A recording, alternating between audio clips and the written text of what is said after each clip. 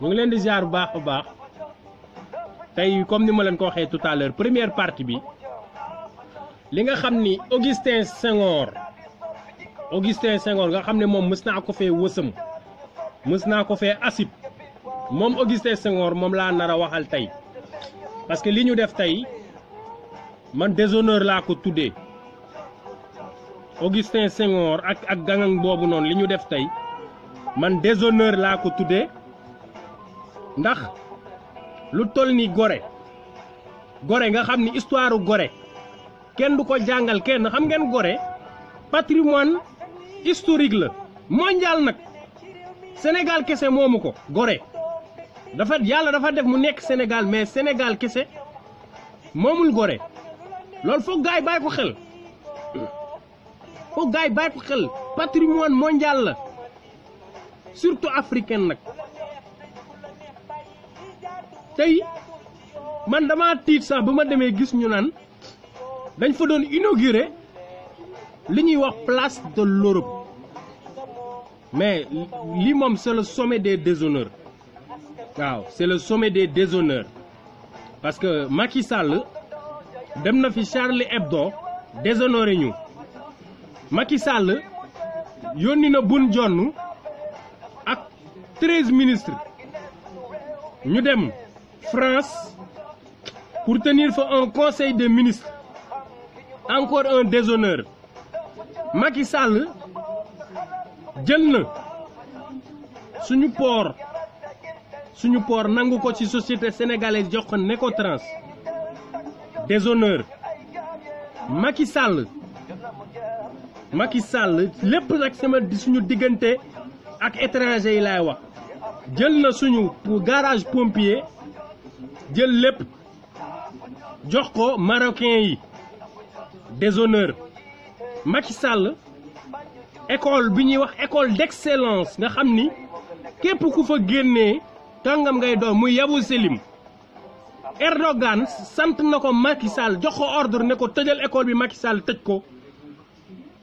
déshonneur tey Macky Sall parce que ministre de la culture bi li mu def ci ndigalu Macky Sall la bu ma kenn wax nag ne Macky Sall amu ci yoon parce que c'est lui qui définit la politique du gouvernement kon Macky Sall nous a déshonoré encore une fois en inaugurant une place bu ñuy tuddee place de l'Europe mais c'est inadmissible xam nga lu muy nurool xam nga lii lu muy nurool ñu dem ba Bastille France fale place Bastille xam nga di fa inaugurer place de l'Afrique wala ñu dem Versailles buntu Versailles di fa inaugurer place du Sénégal mais ñii ku ñu yàpp man yi damay laaj ñii kan lañu yàpp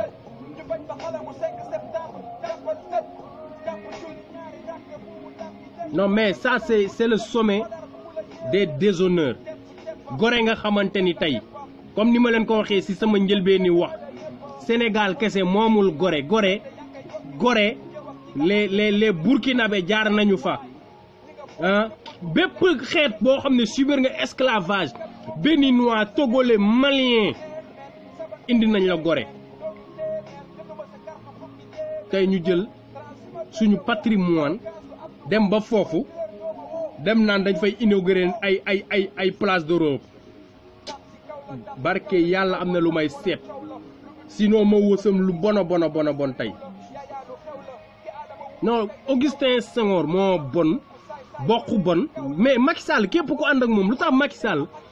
képp ku ànd ak moom rek da ngay bon doo am honneur xamoo luy dignité xamoo luy ngor xamoo luy bañkat xam nga man lii laa leen doon wax que ni Sénégal dafa nekk des réew moo xam ne ñun dañoo bëgg tagg suñu bopp on se jette des fleurs en permanence ay ñun ay bañkat lañoo ay gaynde lañoo duñu dara parce que buñ nekkoon réew moo xam ne ay bañkat lañ non franchement population Gorée seen jëmi bopp lii ñoom ñoo ko waroon njëkk a bañ parce que ñoom la cible ñoom ñiy yeewoo Gorée ñoo waroon fekk base bi balaa Guy Marius Sagna ma koy féliciter pour son patriotisme ak son acte de bravoure waaw actuellement là où je vous parle Guy Marius Sagna est en détention parce que daf ko jaral mu paas ba Gorée xotti ndey bâche bi parce que loolu mooy dignité mais c'est ça loolu woom waru ko woon def Goréens yi yeewoo Gorée ñoom ñoo waruloon bàyyi benn tubaab di teg ndey tànkam Gorée naan day am lu muy inauguré wala lu mu dul inauguré ba naan dañ koy tuddee ay place de l'Europe mais waaw xam nga lu tax nag ñoom ñu sañ ko dinaa leen wax lu tax ñu sañ ko mais dem leen biir plateau dugg leen plateau à part boulevard de la République ah avenue yeeg boulevard yëpp daanaka ay tubaab lañ ko tuddee ay William Ponty ah ay Valéry Giscard d'Estaing xaw ma ah mais yëfu doome ñun dañuy naan ay am nañ indépendance mais ñeme ngeen dem ba biir France génnee fa benn mbedd bu ñu tuddee xaw ma africain wala dara ñun ñu jël suñu mbedd yi gën a ngand jël ay cheikh al islam jël Cheikh Ahmadou Bamba jël Maam Maodo Malick ah tuddeewuñ leen suñuy mbedd jël ko dem tuddee ko ay tubaab yoo xam ne démb ñoom ñoo doon noot suñuy maam waaw ay Jules Ferry ah mais loolu noonu dañuy waxante dëgg mais dafa doy ñu jël suñuy mbedd di ko tuddee ñoo xamante ni démb ñoom ñoo doon noot suñuy maam du dëgg du yoon te jot na nag ñu xeex ko te bàyyi wax ji waaw affaire bi am Gorée nii ñun duñ ko seetaana duñ ko bàyyi mu sedd dinañ ko dindi ci nii wala ci nële luy ndeyu place de l'Europe pour au nom de quoi ñu ñëw ba biir Gorée naan dañ fay def mais man lu tax sénégalais africain laa wax billaahi wal kitaab booy seet ki gën a xeebu laa wax ki gën a xeeb boppam sénégalais la balaa maa dee ñu ñuy dugal ci affaire de teranga lan mooy teranga moo ñu tardeel da ngeen jàpp ni tubaab bi xamuñ teranga ah ñun ñàkk fayda la am na yoo xam ne du teranga ñàkk fayda la tey 80% suñuy ressources 80% mu ngi ci loxoy tubaab yi 80% luy ndayu loolu zircon bi phosphate bi pétrole bi gaz bi mais waxuma la lool mais terre mais demal ay Rwanda ay Zimbabwe tubaab du fa am dara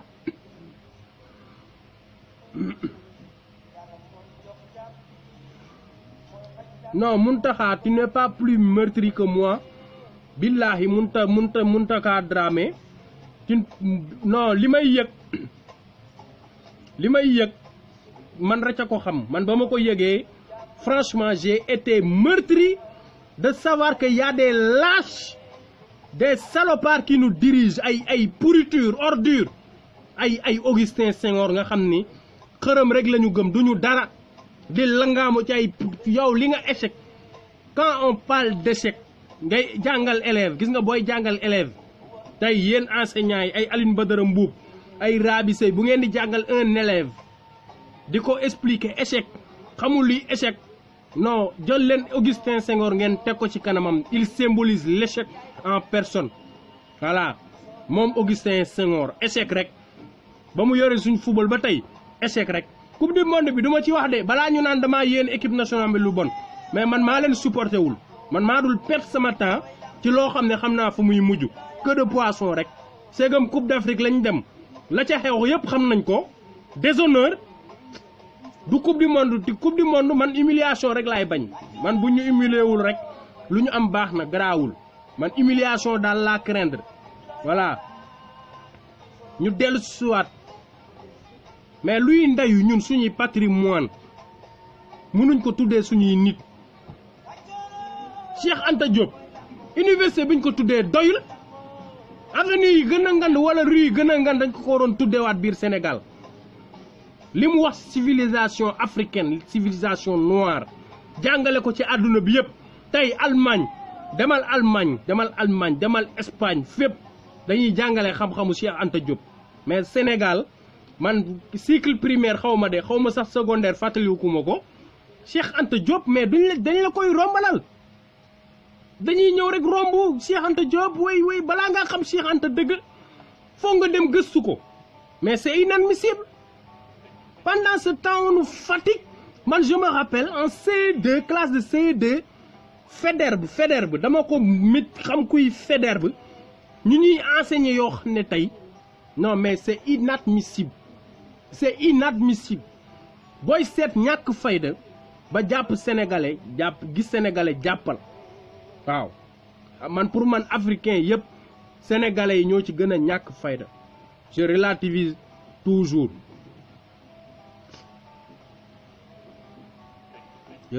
su ma nee dañoo ñàkk fayda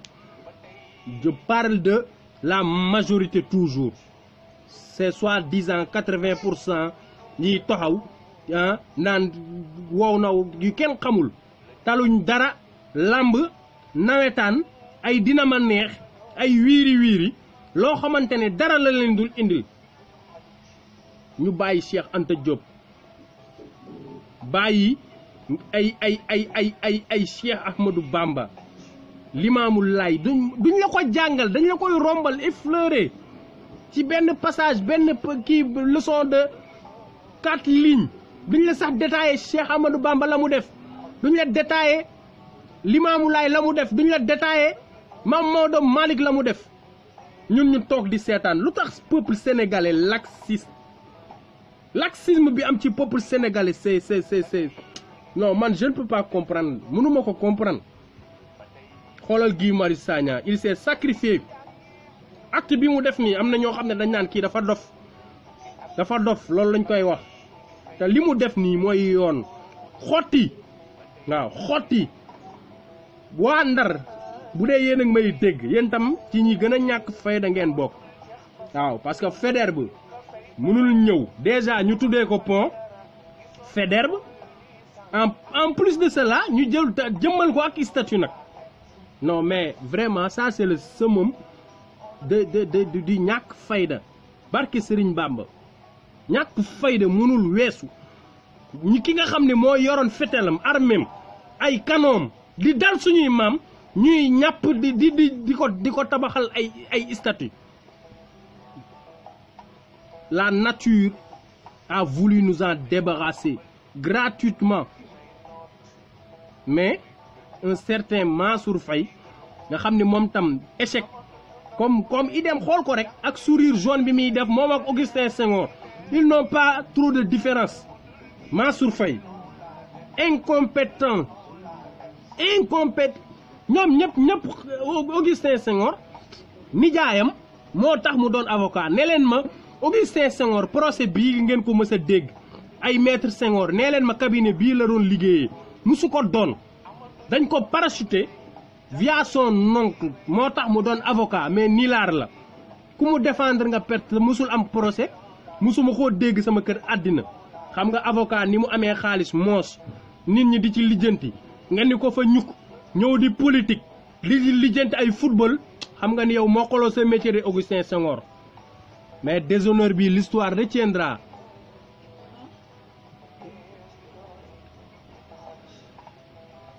L'histoire retiendra yow ak Mansour Faye que li ngeen def yéen a delloosiwaat officiellement la colonisation au Sénégal c'est officiel nous sommes recolonisés jarul ñu koy nëbbante nañu waxante dëgg mais nous sommes en colonie ci colonie lañ nekk parce que tey lan la Sénégal moom ci Sénégal lan la sénégalais yi moom ci biir Sénégal dugg leen biir marché Sandaga dem leen Touba Sandaga marché Sandaga magasin yi gën a baax laa wax ay étranger ko moom ay étranger ñoo moom magasin yooyu noonu kër yeeg yëpp jox ko ay sénégalais ñu toog ci biir leer laa leen di wax nag 80% sénégalais ya fa am place dëgg bëriwul ay Mor Mati Sarr la ay Kandji ay frère jeex na bëriwul mais ñàkk fayda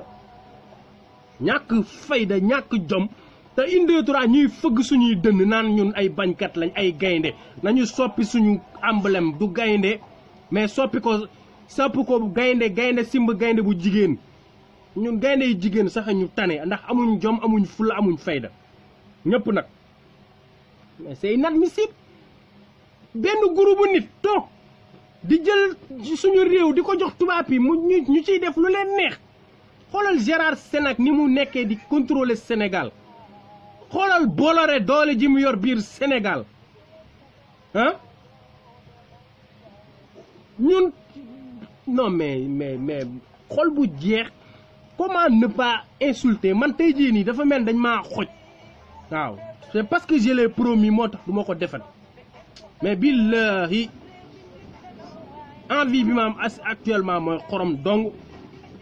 xorom delloo mbuum ca boy ga mais c'est inadmissible yéen goréens yi nag yéen laay waxal yéen ñi dëkk Gorée loolu place boobu na ngeen ko soppi tuddee ko la place de l'Afrique fexe leen ko ngeen rebaptiser ko demee yeewu comme ñu dem fu ñu bind place de l'Europe nañ dindi drapeau européen bi def fa carte Afrique dindi Europe def fa Afrique buñ fa def sax Sénégal parce que Gorée comme je vous l'ai dit ce n'était pas pour les Sénégalais uniquement waaw dafa nekk Sénégal kese mais africains yi yëpp ba ci ñi nga xam ne jaaruñu fa les sud-africains ñëpp waaw comme ñun ni ñuy demee di dem ci cellule Mandela ñoom noonu la ñuy ñëwee di def visite xam nga tey léegi président américain yeeg yooyu bu ñu ñëwatee gis di visiter mais di visiter xam nga loolu noonu ñëpp dinañ xam ni ñii vraiment mais lii Amérique moom kenn xalaatu faa dem naan ñoom européens yi xalaatuñ ko dem ba biir Amérique New York wala Washington wala feneen naan dañ fay ba du jël place lu toll nii nag patrimoine historique bu mel ni Gorée ñu jël ko naan dañ koy tuddee Europe wala Asie wala dara mais africain vraiment man daal c'est du jamais vu ñàkk fayda Macky Sall jël 12 ministres xawma ak sa premier ministre ah ay ministre laa wax jël suñu avion dem ba foofu naan dañ fay tenir conseil des ministres déshonneur bi nag dafa doy ñun ñoo mën a may suñu bopp honneur duñu xaar Macky Sall di ñu simmi ba di ñu jaayaat jaam saraxe nañu de Sidi Lamine Niass newoon na Macky Sall jaayuñu tubaab bi daf ñoo saraxe mais effectivement parce que boo xoolee bradage bi am ci titre foncier bi bradage bi am ci pétrole beeg gaz bi mais da ngay xam ni kii daf ñoo saraxe xool leen contrat bi ñu sekk ak Mauritanie li ci Sénégal am mais daf ñoo saraxe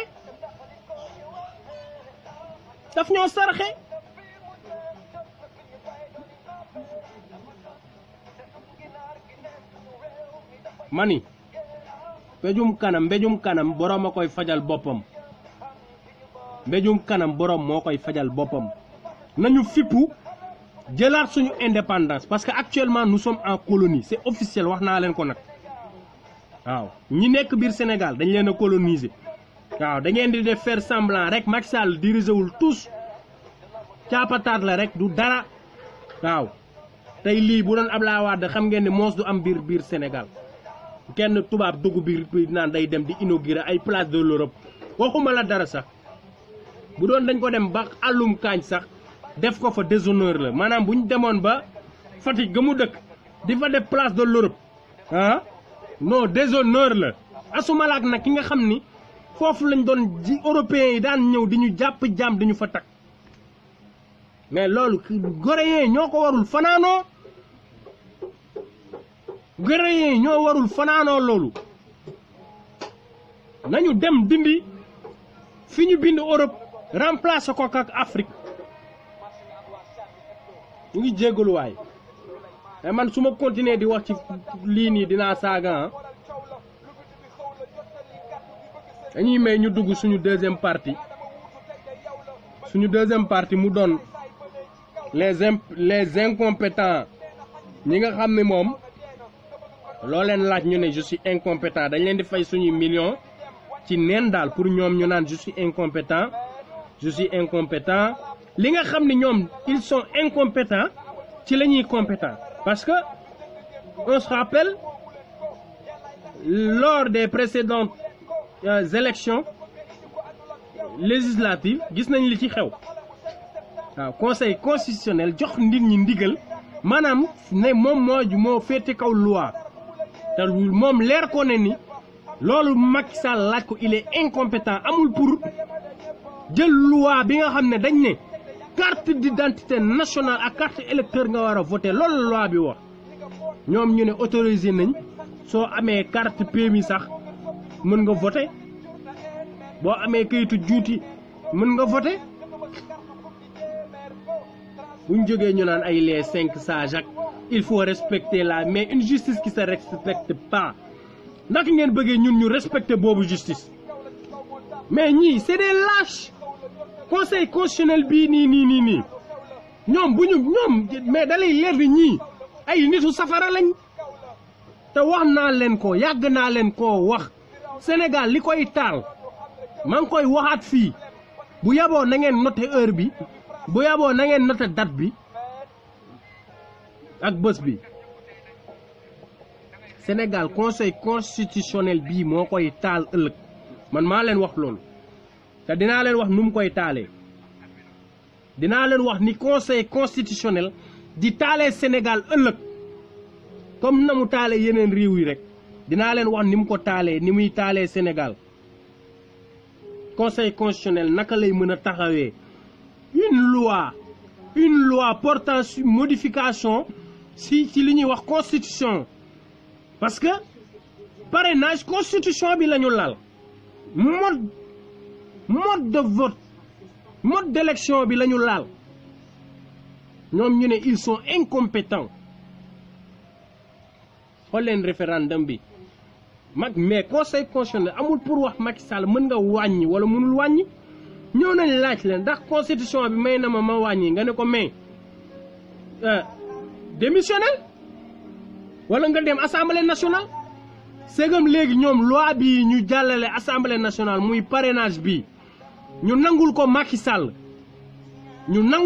Sall mais dalay leer ni ñii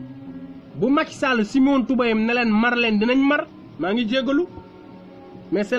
la vérité qui est là loolu mooy dëgg conseil constitutionnel bi meuble la rek seeni décision yiñ naan ay décision ñoom décidé wuñu gàtt yéen laay waxal waa conseil constitutionnel dara ngeen décidé wul da ngeen di duul dara ngeen décidé wul Macky Sall mooy décidé lépp mooy bind lettre am jox leen ne leen lii laa bëgg ngeen valider ko waaw ñun nag gis nga bu ñu bëggee am jàmm nañu dem conseil constitutionnel ñu nokk waa conseil constitutionnel la désormais parce que ñoom comme ni ma leen ko waxee ñoom ñoo nar a taal Sénégal xam ngeen naka parce que actuellement Macky Sall malgré dina téye carte électeur nit ñi ba duñu voter te ci yenn bulletin de te ci yenn bureau de vote yi xam nga éliminer yenn candidats yi mais Macky Sall il sera battu c'est une certitude dafa leer que ni Macky Sall candidat yi ñu rangale ñëpp mani potentiel candidat yi ñu rangale yëpp laa wax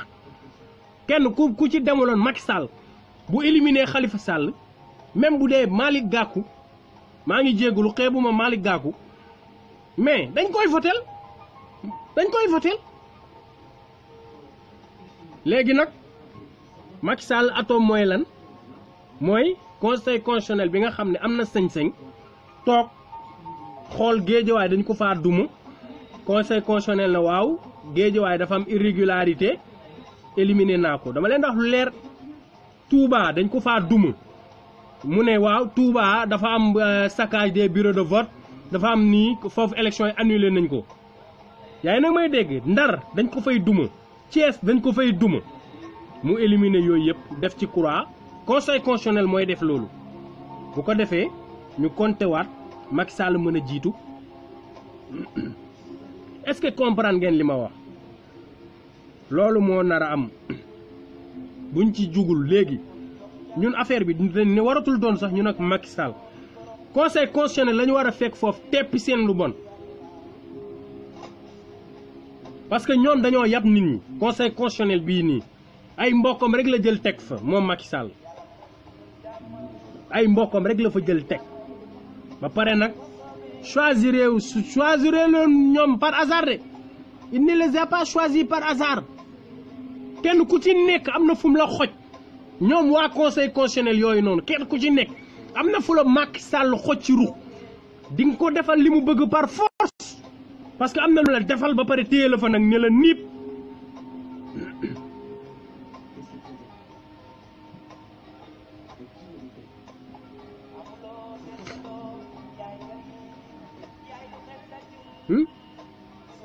kon ñun bombe à retardement boobu may wax dañ bàyyi ba dernière minute parce que conseil constitutionnel bii suba Khalifa Sall il est toujours candidat Karim Wade il est toujours candidat Ousmane Sonko il est candidat même conseil constitutionnel sañ na am na sañ-sañ bi de Ousmane Sonko Karim Wade Khalifa Sall ñoom ñetti ñëpp ku nekk boo indee sa parrainage moom mooy tànn ki ku ñi ko neex Macky Sall moo ko naan bàyyil diw mu jàll bul bàyyi diw mu jàll ay doomeraam yu mel ni Serigne Mbacké Ndiaye nga xam ni ñoom ñeme nañ day ay biir bu daw lekkaat ko ne non non du ñoom ci kanamu nit ñi man ces genre de salopard ay ordure Serigne Mbacké Ndiaye yow moom bu ñuy wax ordure de la pire xoolal de la pire espèce mooy yow Serigne Mbacké Ndiaye jom zéro te gis nga moytul leen ma kuy wax nga ba pare mu lay assurer que ni moom waxkatu dëgg la nekke naafiq la gis nga kii di Serigne Mbacké Ndiaye kii di maître Ousmane Seye Gaston Mbengue ak bëri nañu mais pour ne citer que cela surtout maître Ousmane Seye booy seet naafiq di lijjanti lan mooy naafiq wala nu naafiq mel rek non jàppal Serigne Mbacké Ndiaye naafiq la Ousmane Seye xam nga Ousmane Seye lan mooy danger dafa jàng moom ak ay Ismaïla Madior Fall te gis nga koo xam ne dafa jàng dara ba maîtriser ko nit koo xam ne dafa jàng dara ba maîtriser ko nu mu ko neexee na la ciy naxee ñoom mu ngi mel ni ustaas bu jàng ba ne ar wàcce alxuraan xam li yàlla wax yëpp mais ñeme yàlla looloo garaaw kooku genre yooyu ñooy ñëw di daganal li yàlla tere ñooy ñëw li yàlla tere ñu indil la xadis boo xam ne wala ay kii yu ñu kole ba jaxase sa xal ne la lii nii ak nii fekk dañuy duul fekk dañuy fen duñuy waxkatu dëgg dañuy mélanger génneel la article fii nangam ñun jànguñu droit mais xam nañ li yennu maanaa xam nañu ko ñun jànguñu droit mais xam nañ li yennu maanaa kon bu ñu kenn sonal waaw man ay maître Ousmane Seye saa su ma li gisee j'ai envie de vomir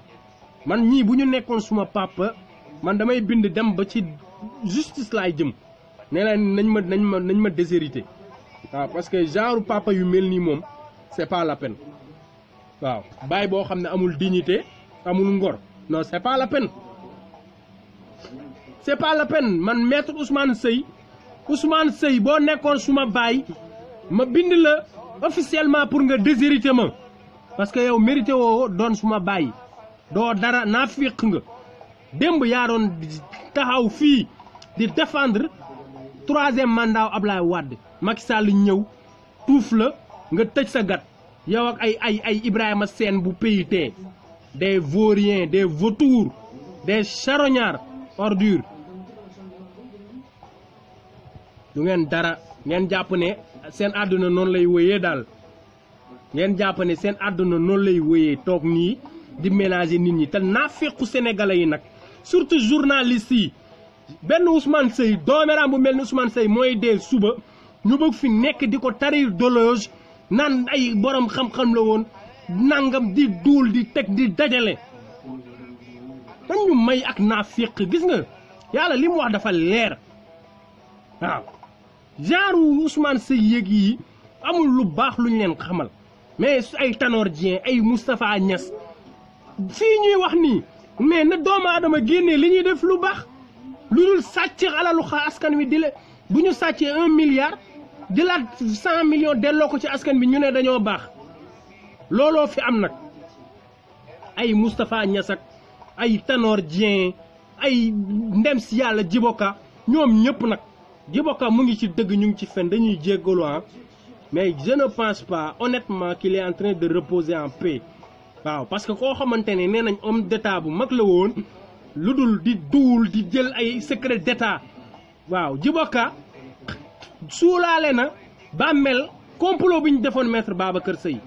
te duñ ko wax ndax naafiq naa leen xamal benn affaire nag yowmal xiyaam laa wax loolu amu fa ay suturaal ay muñal ma ay nañ ko nëbbal yooyu amul foofu lépp ay fang daaj la waaw lépp ay fang daaj la waaw ñii tëddee jabaru jàmbur yi fii yéen ñëpp seen bagage yi dina taxaw wax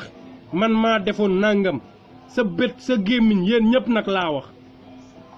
et puis li gën a bon mooy fen weesuwul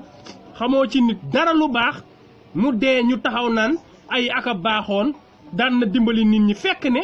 dimbaliwul dara da doon politique Moustapha Cissé Lo mii génn naan day gedd APR xaw ma sama yoon nekkul ci moom mais li wértóor mooy taxaw na fii élection législative yi biir Touba lu mu wax ne leen man xaalis ma leen di jox mayewuma ko damay politique loolu rek la ñuy def dañuy sàcc 1 milliard wala 100 millions jël 10 millions defaat ko ci askan bi delloo la sa xaalis la ñuy jël sa 100 milliards la ñuy sàcc jël si 100 millions téye 90 millions yi xaw ma 900 millions yi du moins séddale la 100 millions ba pare yow ngay tëb di dal ah ay Aliou Sall koo xam ne en 2007 dañ ko doon fay liñ fukki dërëm un journaliste très nul xamee wuñ ko benn article bu jub fukki dërëm lañ ko doon fay la ligne à la wal fajri tey nga jékki-jékki naan waa Géejawaay yi tamit mel ni ay xar yuñ bàyyi gëmuñ seen bopp toppal bi koo xam ne dafa walli yan si Fatick gëmu dëgg dara defu ko fa Fatick gëmu dëkk dara defu ko fa moom ak magam yëpp tous defuñ ko Fatick ñu bëgg fi nekk dañu fàtt sama waay xam nga gis nga man personnellement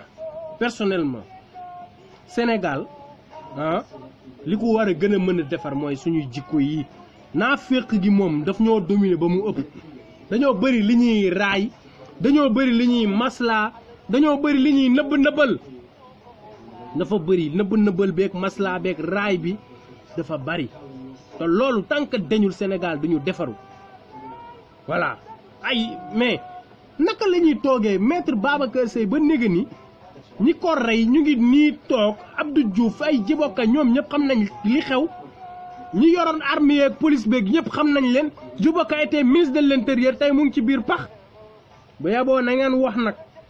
bu yaboo na ngeen wax moo gën ci yéen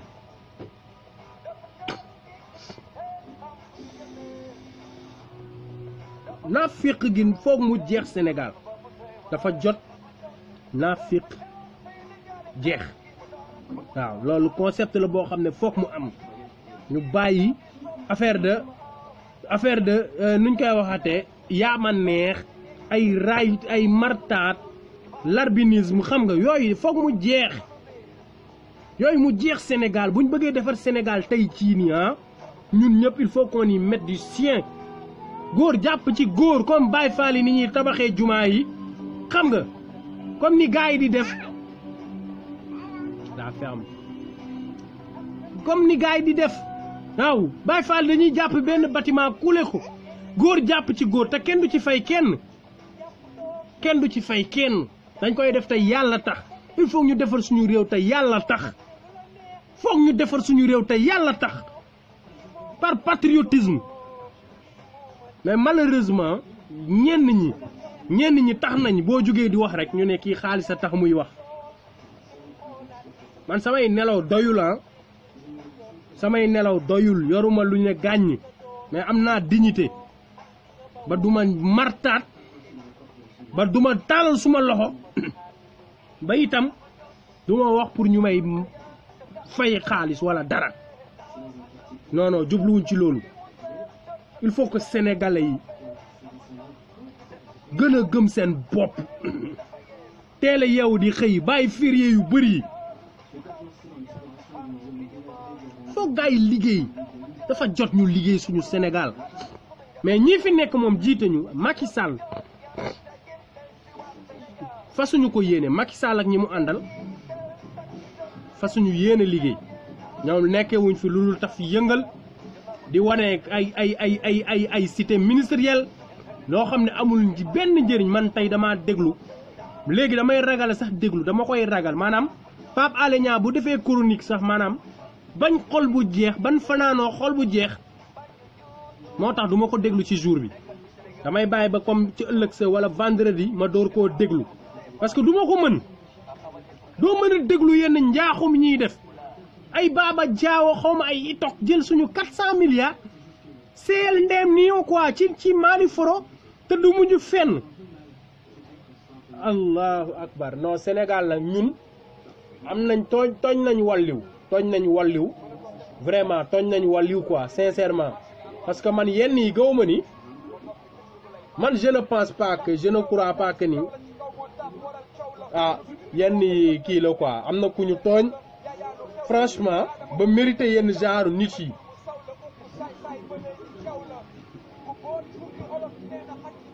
xam nga ay Macky Sall dem di juutul tubaab yi bu ko Macron convoqué mu daw ba xër ñett mel ni xaj bu maître am woo tey Sénégal dafa perte li ñuy wax honneur Sénégal dafa perte li ñuy wax dignité je me demande même si bon peut-être sous l'ère de Abdoulaye Wade jamono ji muy dem li ci Union européenne di leen tegal métti di jàkkaarloog Jacques Chirac di ko wax dëgg ne ko man ce sont les intérêts du Sénégal waaw maam Thierno nee na xalif généraux yi ñoo war di waxtaan ci seen biir ban waxtaan ci seen biir dara lañ dul def dara voilà ñooñu moom mooy loolu yàlla xam doy na quoi man moom maa ngi jéggalu parce que su ma ci naree wax sax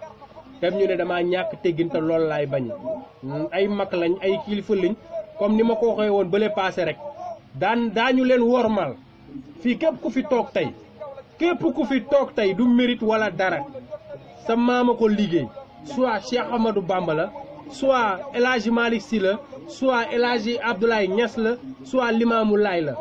du kenn koo xam ne tey defal nga dara yàlla ba toog fi nga toog nit ñi ñëw naan laan Mbàkke wala Sy wala Laay wala Niass waaw sa maam si lépp dañ koy delloo seen maam moom lañ leen di xoolee rek léegi nag ku ci waaj sa ànd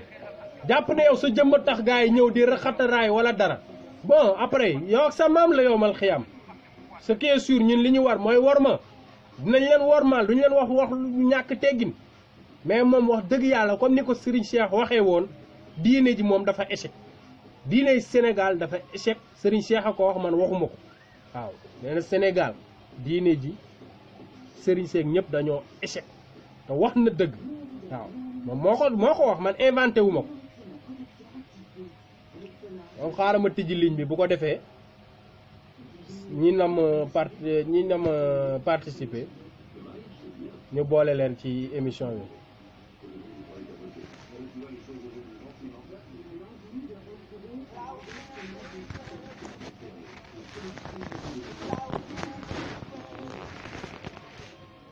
waaw pour ñi nga xam ne après bëgg nañ participer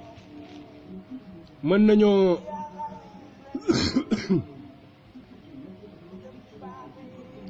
mën nañ demander invitation bu ko defee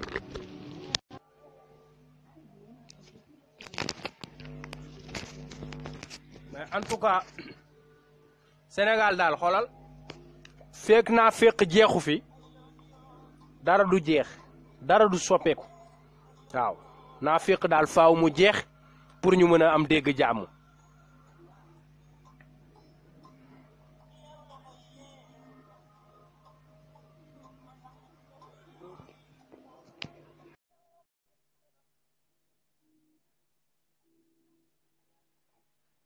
ñu dugal Khalifa Babacar Ndiaye ba xam.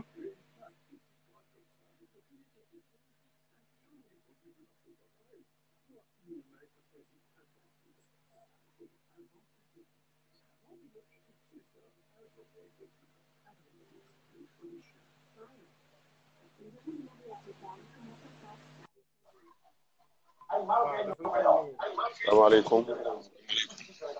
salaamaaleykum wa rahmatulah.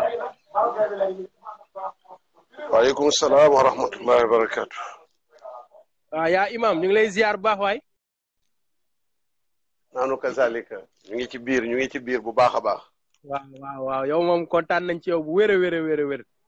yaa am mbégte bu baax a baax c'est normal bul kontaan. nañu jàpp ne mission la bu ñuy dox rek.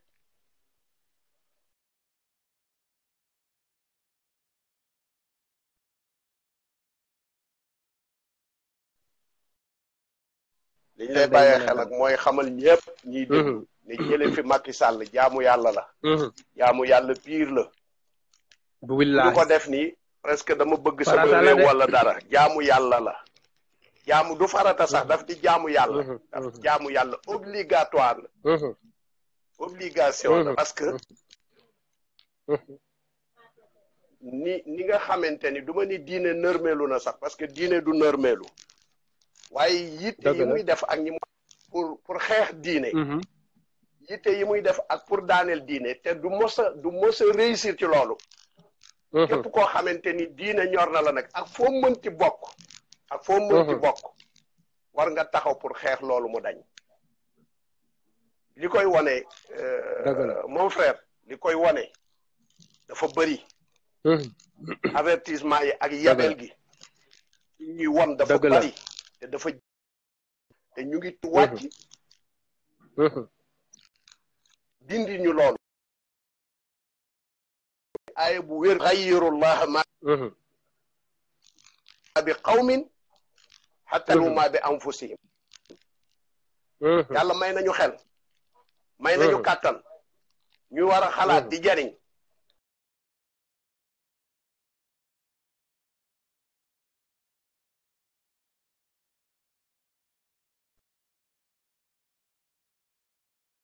ni am na luñ leen di teg ak luñ leen di jëf lu jaaduwul ak lu dëppawul ñooñu ñoo war a taxaw tey génne fi li nga xamante ni ko da ko kilifa yëpp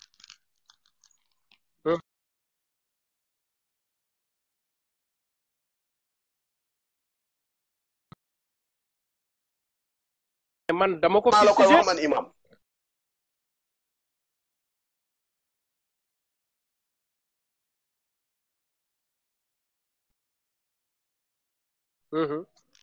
maal Tiwaawan ak yeneen këru diine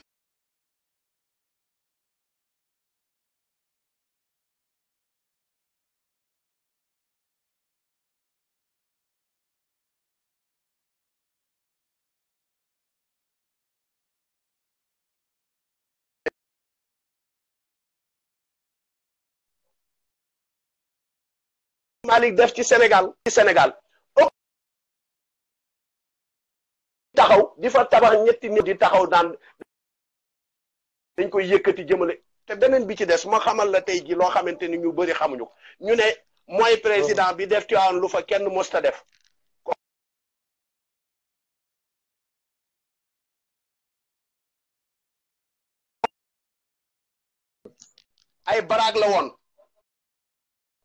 ay baraag la woon baraag yooyu fa dindi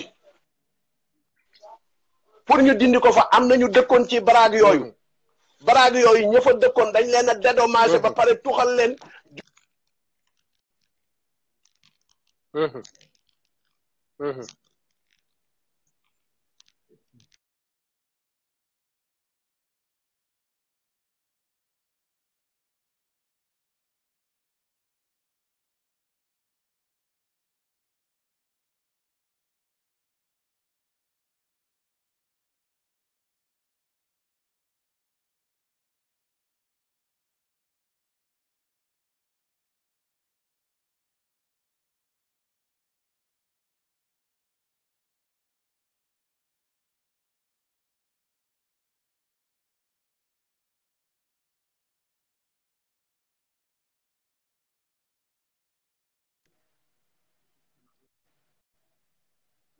waaw bu dee yaa imam mën na dugaat bu dee yaa imam mën na dugaat sama connexion parce que fii dafa nekk di taw asamaan si waaw mooy yëngal quoi donc du ci man maa ngi jégalu bu baax a baax bu dee yaa imam mën na dugaat ñu parce que fi mu nekkoon noonu am na solo man gis nga gars yi loolu ñu defal Tiwaawan noonu ah man bañ ko defee dama am gàcce man bu ma déggee ñu taxaw naan li Macky Sall def Tiwaawan ak na mu day li El Hadj Malick liggéeyal l'islam ci biir Sénégal ay doomam Serigne Abdou Aziz Sy maam Abdou tey loo wax jël ci moom référence ñu dem di leen naxee li ci gars yi di leen blagué di leen blagué ay centre boo xamante ni yow doxandéem bi nga xam ne yow Tiwaawan nga dëkk saal ba amalu la fa njariñ benn njariñ amalu la ko benn njariñ la saal bi amalul ñu nekk ci ay affaire de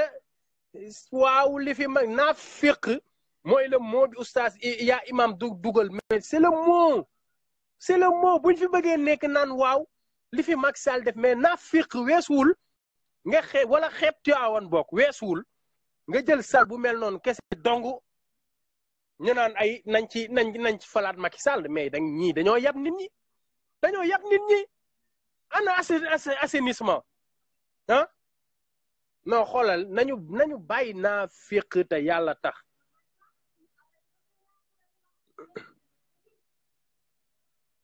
il faut gars yi bàyyi naa féq xam ni Tiwaawan yelloo na lu ëpp dayoo ay benn centre boo xam ne xaw ma nuñ ko tuddee salle boo xam ne salle de xaw ma pour def lan loo xam ne ñi sant see fay dugg ak quelques membres ak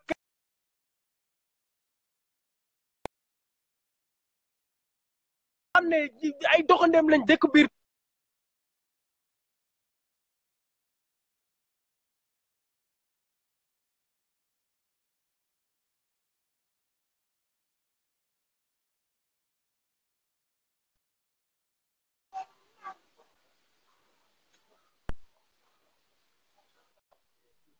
waaw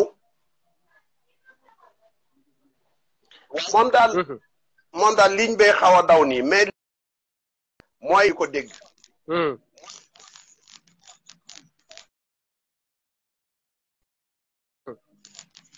wallahi xeex Macky Sall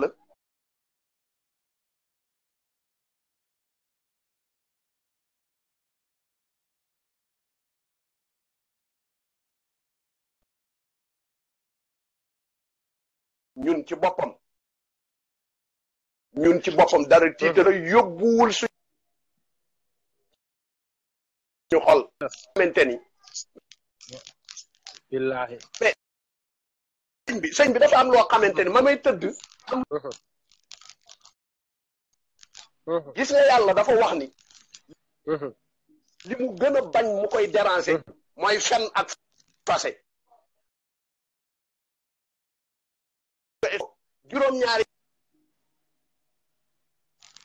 juróom-ñaari at lañ ma fal waaye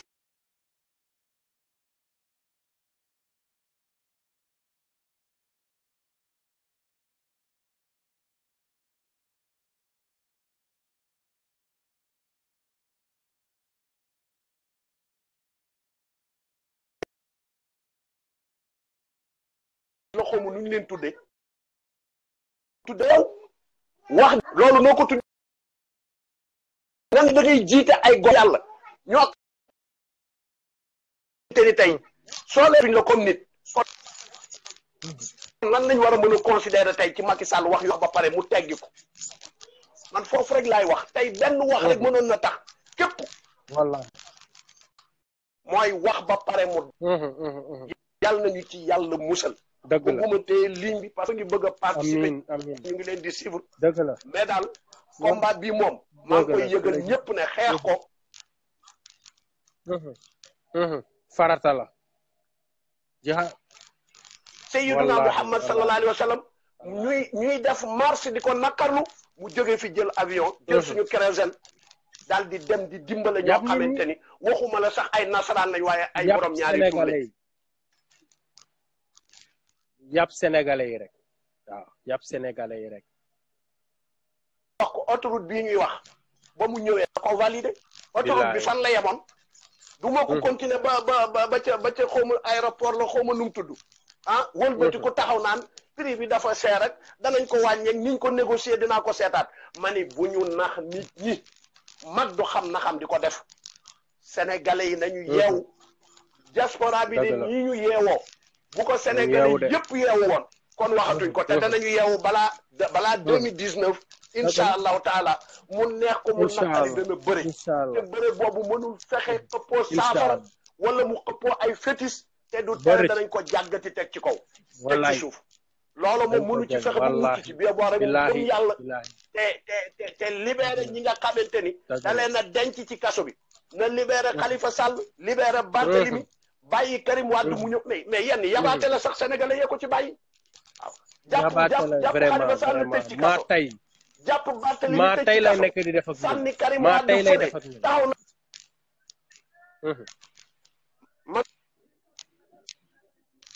bu baax a baax di leen encouragé di leen ñaanal waaw di leen ñaanal taxawaay bi man nëbbuuma li may def nëbbuuma li may def waaw tabarkàlla ñu ngi daal ak yéen insha allahu taala je m'appelle imam Khalifa Babacar Ndiaye waaw déterminé na ci combat bi insha allahu taala waaw dana fi jóge par A ou B salaamaaleykum wa rahmatullah insha allah waaleykum salaam waaw di am contenté bu baax a baax di recevoir ku mel ni imam Khalifa vraiment mu ku nekk koo xam ne dafa am ngor am dignité parce que man benn yoon laa ko mës a seetaan vidéo mais vraiment vidéo boobu dama ko partagé lu baree bari ci la mu waxoon parce que gis nga tey Macky Sall fekk nañu doonoon gor mu soppi leen def leen ay jaam jullit ñi def na leen ay lu dul leneen tubbiloo na leen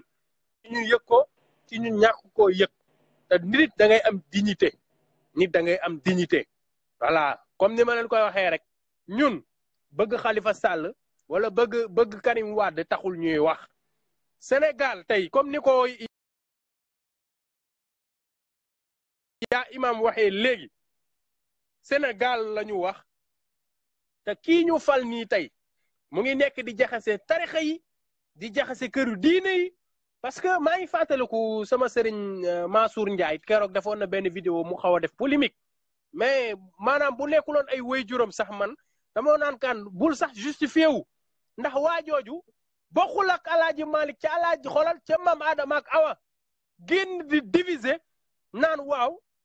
votel Macky Sall farata la ci ñun Tidiane xam nga yooyu wax foog nit ñi jël ko di ko seetantal foog gars yi di ko seetantal Macky Sall daral man pour man dafa saaga sax waa Tiwaawan loolu mu leen defal noonu di ko bàkkoo billahi wal kitab waaw mu noon na seet loo xamante ni lii dina ci am gërëmu waa Tiwaawan gépp mais benn salle boo xam ne uniquement pour puukare pour wane ne def na dara Tiwaawan dara la fa deful voilà te heureusement ba pièce boobu waa Tiwaawan yi de ñu ci ëpp ku ci mel ni Mansour Ndiaye Aline Badara Mbuub daanu wuñ ci piège boobu noonu te bu leen ci mës a daanu nag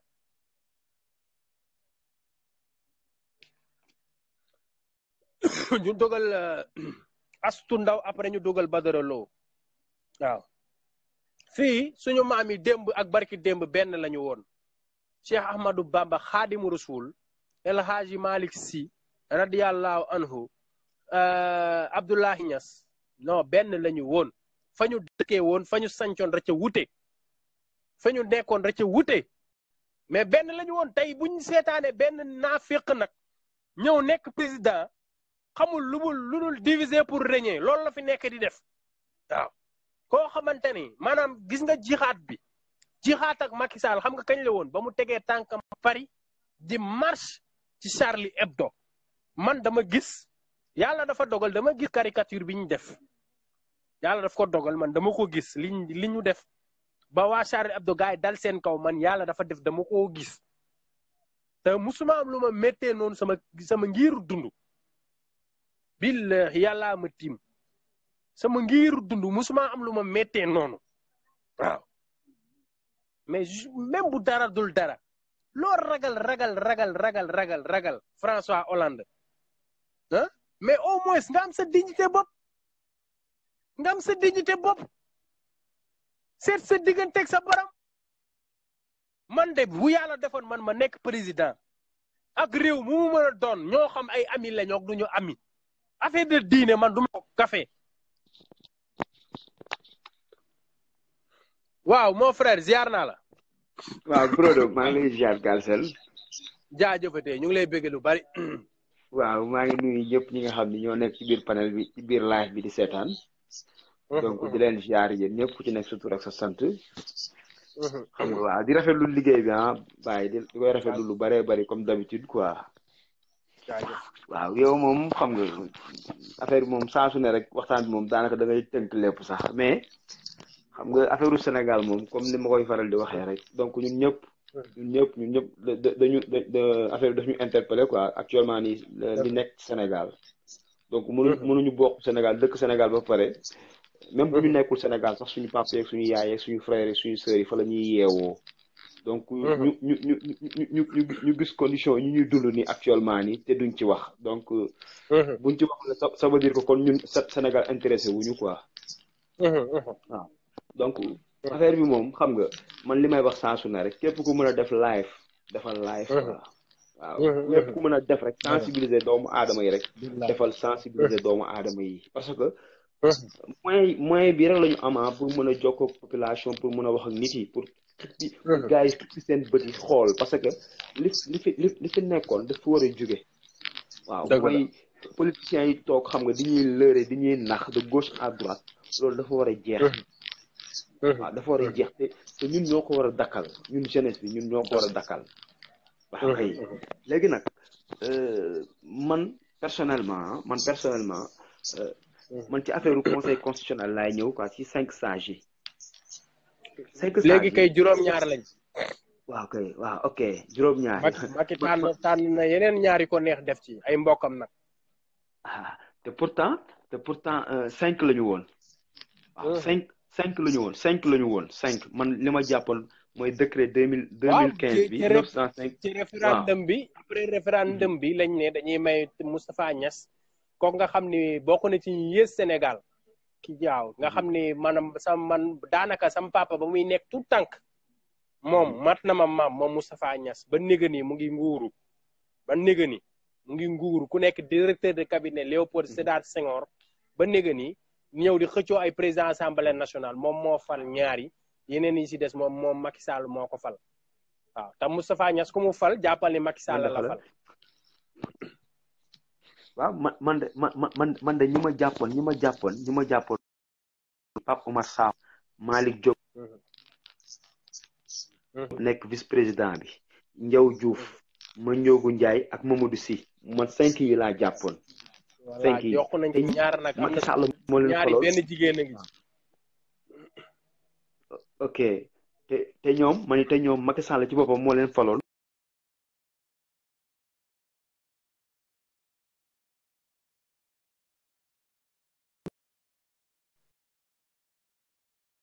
maanaam neexul Macky Sall wala Macky Sall bugg ko waaw man ba muy wax ci affaire parrainage bi live bi ma defoon booy wax ci affaire parrainage bi dama ne woon carrément man gëmuma ay élection présidentielle gëmuma ko parce que problème bi mooy 5 sages yi nga xam ñoom ñoo war a tranché ñoom ñoo war di àtte saa su nekk bëri na ci loo xam ne dañoo war a àtte bu fekkoon dañuy àtte comme jaarale ko ci yoon rek maanaam Macky Sall actuellement nii kon nguuram jeex na depuis mu defee 5 ans boobu la nguuram jeex. dëgg la waaw boobu la nguuram jeex ba mu nee 5 ans laay def mandat bi xamoon na ni 7 ans la mu ni dama koy wàññi dama koy réduire indi ko 5 ans ba mu defee 5 ans boobu la mandat am jeex donc ba mu demee ay conseil constitutionnel gars yi ñëw ne waaw warul def 5 ans 7 ans la war a def ñu ni waat déetawaay ñu ñëw ci référendum bi. ñu ni waat déetawaay ñëw ci élection présidentielle élection kii yi fi jàll législative yi fi jàll waaw ñu gis irrégularité yi am yëpp ci élection yi ñu valider élection yi dama ne kon ñun bu ñu toog di xaar naan ay élection présidentielle man ay élection gëmuma ko man moom sama baat ci kaw waaw gëmuma ay élection de te boobu ba léegi nag mi ngi teg ay jéego te jéego bu mu teg nag sénégalais yëpp ngi toog di seetaan Macky Sall ñun ñoo xamul lu ñu bëgg mais Macky Sall moom xam na li muy def xam na ko de doful de. xam na lu muy def de Macky xam na lu muy def ñun ñoo xamul lu ñu bëgg ñun ñoo xamul lu ñu bëgg ñun population bi population bi waaw dans sa globalité ñun ñoo xamul lu ñu bëgg mais Macky moom ci jëmm boppam moom xam na li muy def waaw ndax lépp li nga xam ne rek jàpp na ni war na koo mën a may deuxième mandat moom ci lay xëy ci lay gont ci loolu lay dox waaw yow ministre de l'intérieur Aly Ngouille Ndiaye fa la bokk te moom moo nar a organiser élection présidentielle yi moo ko nar a organiser suñu carte d'identité ñu ngi noonu téye suñu carte d'identité lu mat 1 million de carte d'identité ñu ngi école de police ñu garder waaw te élection yi non mais bro man man sama problème dafa dépassé léegi Aly Ngouille Ndiaye comme ni ma la ko waxee rek man conseil constitutionnel bii nga xam ne ay magum naafiq ñoo fa nekk ëllëg si biir Macky Sall est-ce que xam nga ni dinañ ko duma Macky Sall dinañ ko duma yu leer nañ ki gën a naw ci candidat yi da koy duma parce que gis nga lii mathématique la 1 + 1 = 2 Karim Wade plus Khalifa Sall mën na joxe égal nangam n'est-ce pas mais moom mënul ne day éliminer ku ko neex bu demee ñu duma ko mais problème man sama problème mooy conseil constitutionnel mi nga xam ni moom mooy chargé wu ci xool ba xam kii nuñ koy xatee constitution bi ñu ngi koy respecté mu déet moo nekk di jalgati suñuy loi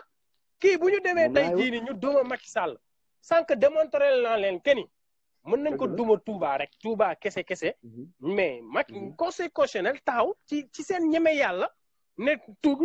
Touba annulé nañ ko luñ ciy mën moo tax léegi nii jug dafa jot léegi nag mën nga yeggali buro maa ngi jégalu waaw non man kay fi nga si lancé man dépassé naa ko man ci lancé boobu laay continuer rek soo déggee par exemple man gëwuma ay élection nii maanaam mooy nii nag élection yi fi jot a am yëpp Macky Sall ba fi ñëwee ba léegi élection yi fi jot a organisé yëpp amul benn élection bu ci jaar yoon lépp ay irrégularité ba mu jeex tàkk te pourtant day toog yëkkati loo xam ne moo gagné te kenn du ci mën dara waaw ni mu gis nga législative yi ku mu doyul législative yi ñu génn ni ku mu doyul wala dara du la doy waaw dara du la doy Abdoulaye Wade dafa organisé woon ay élection yu jaar yoon jox nit yi seen carte d'identité yi jox nit yi seen ay carte électeur ñu dem ay élection bien vrai que amoon na ay problème mais élection yi dafa jaar yoon ñëpp voté ci jàmm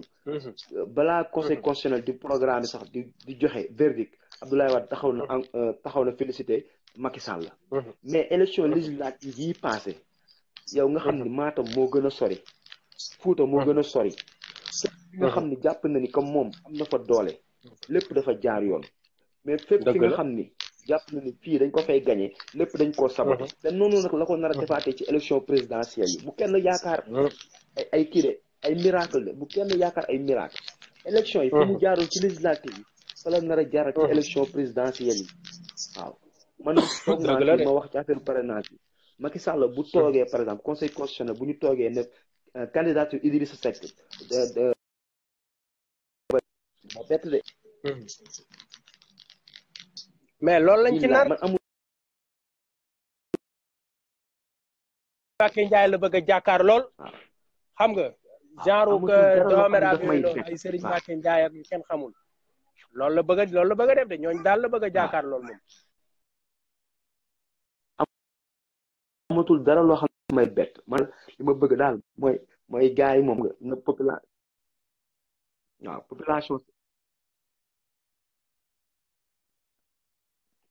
population sénégalaise bi ci boppam gars yi ñoo war a jël seen responsabilité bopp waaw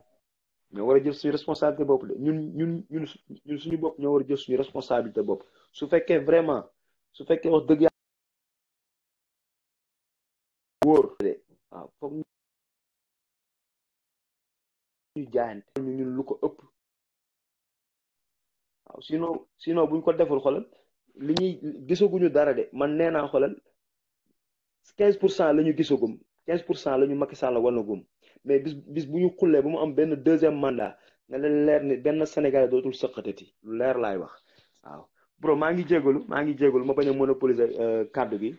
donc di lay jaajëfal lu bare waay jaajëf